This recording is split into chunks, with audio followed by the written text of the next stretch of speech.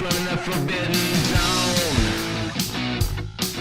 They were captured by the shrewdness of apes. But what the hell is the shrewdness of apes? And why is Taylor wearing a man frock and saying city looks like Fraggle Rock?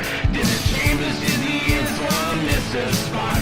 These are just the facts we try not to mock on. The minute of the apes. The minute of the apes. The minute of the apes. The minute of the apes.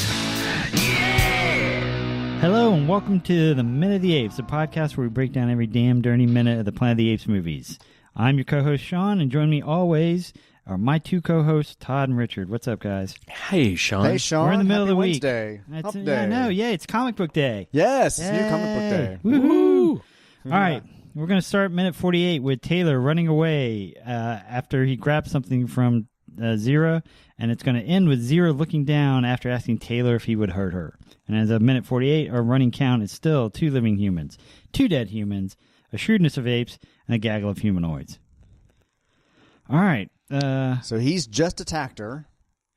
I want to know what the other two... We were talking about in the previous minutes. They're reaching through the cage. First note I have too. What are those other 2 people doing to Taylor while Julius was attacking him, run into the cage to get him? I mean, why are they laying hands on him? Well, you know, Maybe they're faith healers. There you go. I didn't quite realize that the 2 cages were connecting. It's like I a didn't wall. either. That, I like thought the bar same was, thing. Because the very first shot when they bring Taylor entering in, they're off in their own 2 cages across the way. But when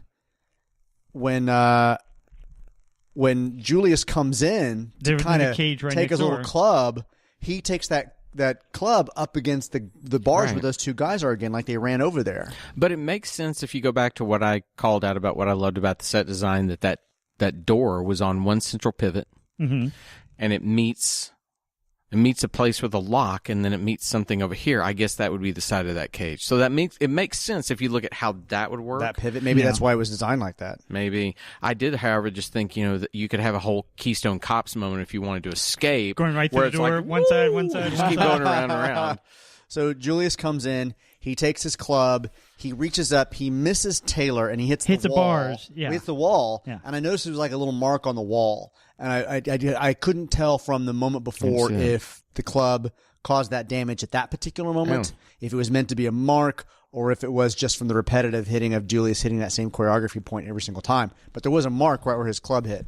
And no matter what, Julius has some serious anger management issues. Oh, Oh, yeah. yeah. I mean, he wants to smack bars. He wants to smack Taylor. I mean, and I swear his little billy club is made out of vinyl or something because of the way it sounds when it hits somebody. It's like thump, thump, thump, like the softest sound of ever being hit. It's really it's a stroke of love. There you go. Hey, just stay down, Taylor. Come on. So Come on, I bud. really did have a moment, and forgive me for this. Does Julius have a thing for Zira?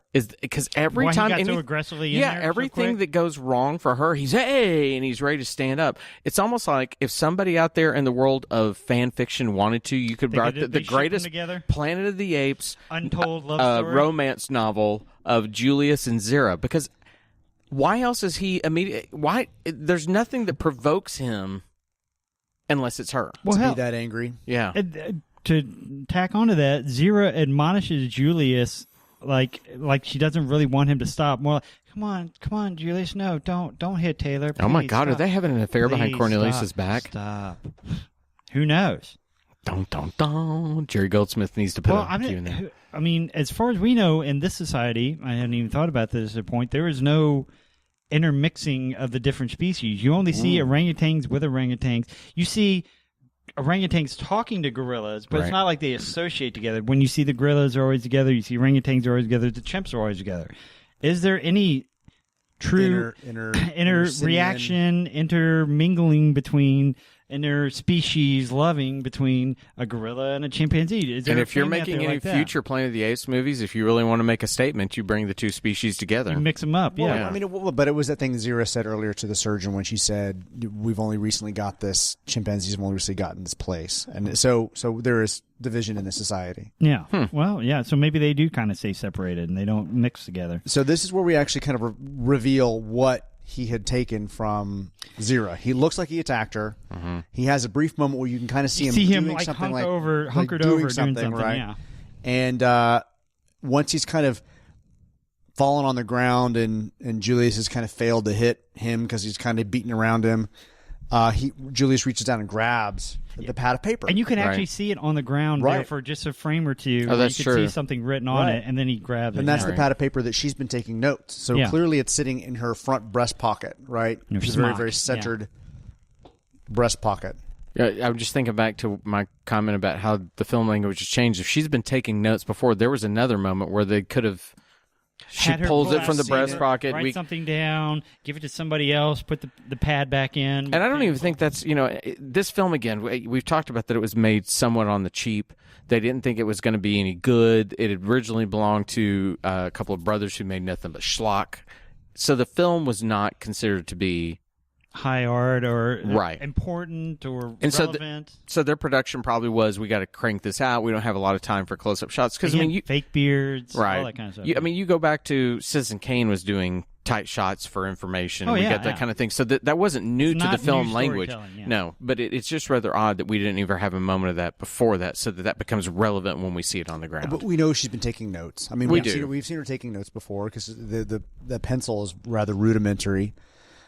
So. Is it a pencil or is it a pen? I never could. Pencil. I think it's like almost like a grease pencil. It's a pencil. Like yeah. It looks like it's kind of a green.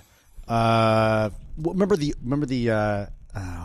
what number were they? They weren't. Remember as kids number we used two. Number two, pencils, but there was the larger one that was thicker that wouldn't fit in most sharpeners. It looks like one of those. And then you had the comedically big ones that you got from Astroworld or whatever. They had two hands right I was always the kid with the one that was just too big to put in there, and I'd be like, I'm trying to sharpen it.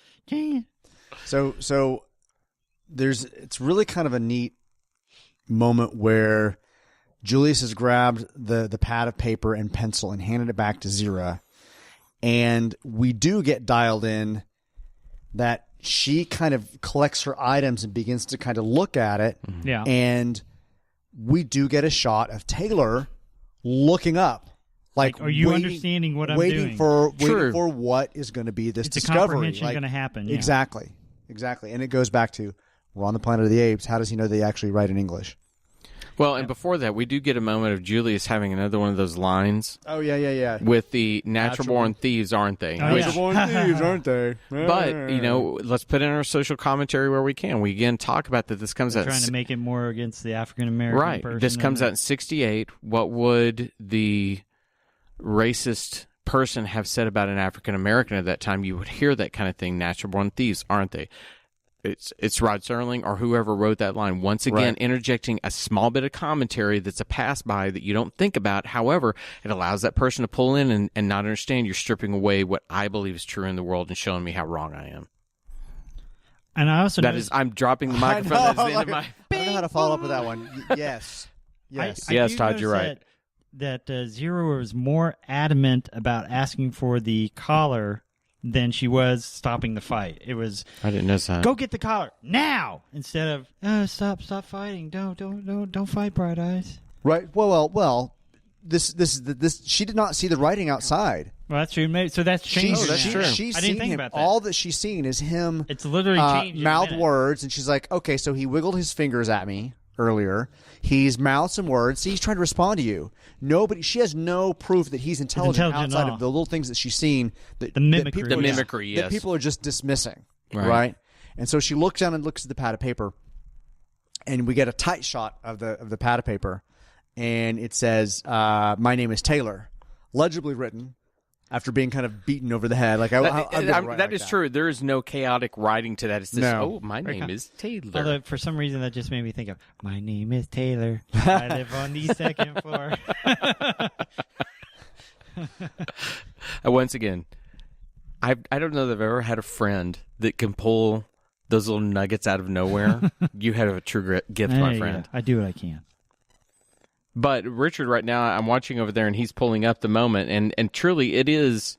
There's no hurried nature about my name is Taylor. It is. It's not beautifully written, but no, it's completely legible for somebody that was grabbed a pad of paper, hunkered over, wrote something down very quickly, and then was beaten savagely. and then had it taken away. That was very nice writing. And the paper's not crinkled It's at all. not crinkled at all. I didn't Everything. think about Yeah, that. the pencil doesn't get broken. Well, nothing. I mean, the pad of paper is probably, again, we can't talk about future minutes yet. Right. But this is a very, very well crafted pad of paper, and very legible handwriting at this moment because it needed to be. For all the crudity of the Planet of the Apes with the bars and the guns that are crude, they make a hellaciously papyrus. beautiful They pad do. of paper. Pad of paper. They do exactly.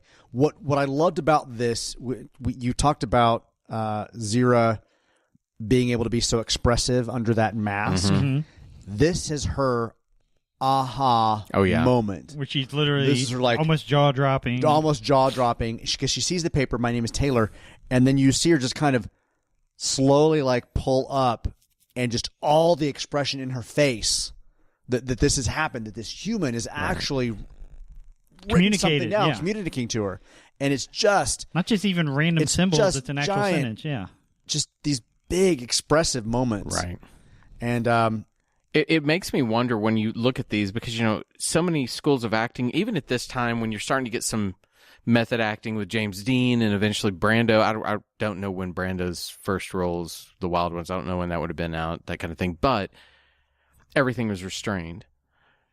It makes me wonder about the great actors in heavy makeup, anywhere from what they're doing to, and why can't I think of the guy that Andy played that? Serkis. Wait, what? No, the guy that played the Elephant Man. I can't think of who that. John Hurd. Yeah. How much do you have to exaggerate for it to be read on the lens? yeah. Because she does it, and yeah, it's a little over the top, but it's perfect.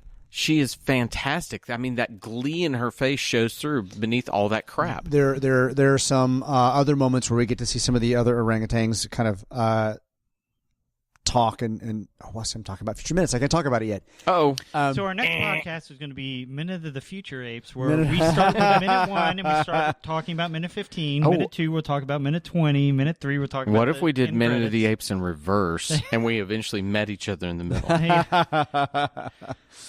So, upon this discovery, she shouts to Julius, "Give me a collar and leash. I'm taking him out of here."